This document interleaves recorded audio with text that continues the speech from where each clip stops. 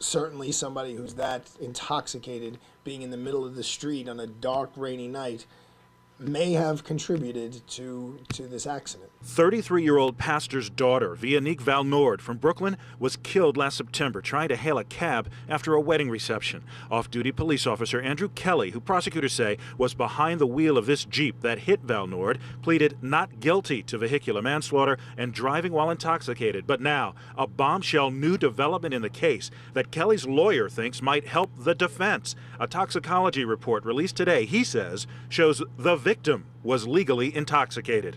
It appears that an intoxicated young woman stepped in between cars into the street and was struck by a vehicle that had the right-of-way, that had the green light, that wasn't driving in a reckless manner, and it caused her death. I could hear somebody saying, how dare you? This sounds like you're blaming the victim. And we're not blaming anybody. We're not blaming the victim. We're not blaming Andrew Kelly.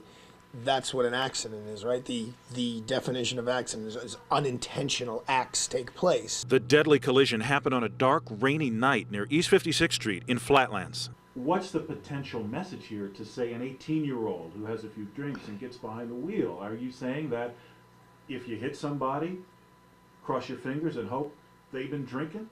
No, of course not. I mean, first of all, I think the message that's been ringing loud and clear to everyone in this state for the last decade is really, if you're going to drink anything at all, you shouldn't drive. Kelly was not drunk.